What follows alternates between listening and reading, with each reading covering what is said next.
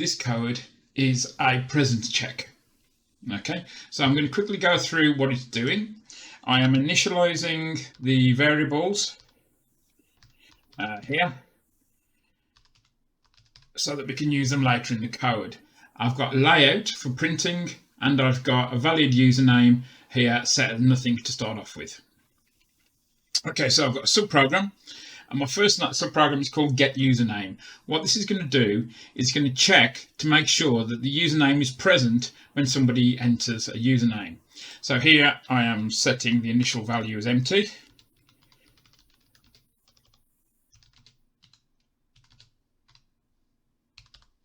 Because what I want to try and do is keep going through this loop if the username is empty. This down here, what I've got is I've got a username which is actually running the get username. So the username that actually gets entered will finally be returned and stored in this value. It will then print out using the layout the username. The variable that I want to print is present, and I'm going to put valid username in as the variable there. So let's quickly run the program and see what it does. So if I press enter, it keeps asking me again to enter the username. If I type any other username in, so let's say I type in that as a username, it tells me that the username is present. So that is a presence check. Okay, so this is a length check. What I'm doing is I'm checking that my username is greater than 5 characters. So I'm taking I'm saying while not username valid username.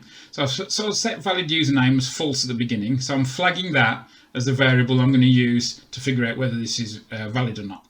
I'm going to get the username off the user, and I've given the message there for the user to give me. I've also said if the length of the username is greater than or equal to 5, then we're going to set the valid username to true. What this will then do is it will drop down to here, and it will loop around inside this loop here from 3 down to 7 until this value is set to true, and the only time that is done is when the username has got the right number of characters in. Okay, so let's quickly run the code, see how it works. I'm going to start off by putting a character name in that is too short, and as you can see it's asking me the username again. I've put one in there that's long enough, and it tells me that the username was entered. So this code is now working as intended as a length check. Okay, this piece of code is a range check. What I've done is I've set valid num as being false at the beginning. Inside the while loop, this is going to go as long as valid num is false. So I'm asking the user to input the number of tickets as an integer. I've said there's a maximum of 5. Because you're buying tickets, the minimum number of tickets that you're expected to buy is going to be 1. So I've said if the tickets are greater than 0 and the tickets are less than 6 to meet this max 5, I'm going to say valid equals true. This will then drop out of the loop and print how many tickets I've purchased. The thing at the bottom there on line 10 is just running the subprogram. So let's give it a go. So I'm going to start off by putting 0 in. So as you can see, that gives me an error because it's asking me to enter the tickets again. I can try -1. Both didn't break it. So this one I'm going to try 6. 6 is too many tickets, so I can't buy them. So now I'm going to buy the maximum number of tickets, which is 5. And as you can see, the subprogram runs. I could have used 5 here if I'd have used less than or equal to as my equation. So this time I'm going to run the same thing again and just see if it does exactly the same thing. So for 0, it gives me an error. For 6, it gives me an error. For 5, it works better. Using less than or equal to 5 means that I can understand what the code is doing a little bit better than having 6 in there. So that is a range check. This code is a valid choice check. So as you can see, what I've done is I've set up two subprograms. I've set up one subprogram for menu, which displays the menu. So I'm going to have A being addition, B being subtraction, C being multiplication, D being division. Because there are only 4 choices, there are only 4 valid answers that you can enter. So what I've done here is I've said I'm going to check the valid choice check. I've set the user choice to nothing inside the subprogram, so that's a local variable inside the subprogram. I'm saying while the user choice is nothing, we're going to do this over and over again. So the first thing it says is the user get the user choice as an input. The line 15 makes that input to uppercase, so it's only going to be an uppercase letter I'm comparing. So this statement is an if statement, so it's going to be doing some selection.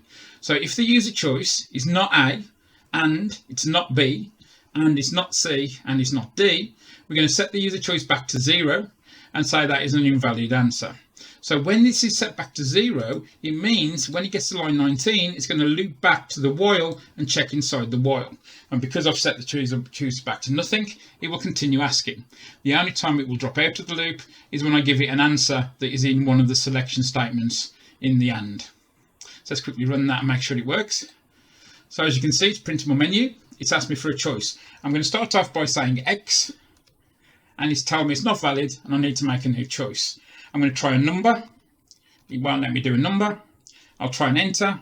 It won't let me do a null entry. So I'm now going to try A, and it tells me that that's a valid choice. This is how you do a valid choice check for a menu. If you wanted an extra option, for example, print D, exponent, you would just add that to the if statement by saying and user choice not equal to open brackets E. Okay, the final one we're going to look at is called a lookup check. This can also be used in the same way for the valid choice check. We could do exactly the same thing. All I'm doing is this time I'm going to use a list to hold in the values I'm allowed to have. Okay, I've called the value here flag. What I'm trying to do is I'm trying to use that variable to decide whether this is true, whether this will work or not. Okay, so let's quickly run the program and we'll see what it does. So I'm going to enter a username. The username has to be one of the ones in the entries, otherwise it's invalid. So I'll start off with an invalid one and I'll put user 5. User 5 is not in my valid usernames list. So it tells me the username is not valid and asks me to enter it again. That is because the flag here has not been set to false, as it is still not true, which is false. The time it gets set to true is here on line 20 when there is a name that's in the list. So the statement on line 18 is saying if the username that I've just entered is actually in the list, it sets it to true. This isn't fully in the PLS, but it is a command you can use. So let's run it again from scratch, and I'm going to put user 2. User 2 is valid, so I'll get a print statement saying the user 2 is a valid entry.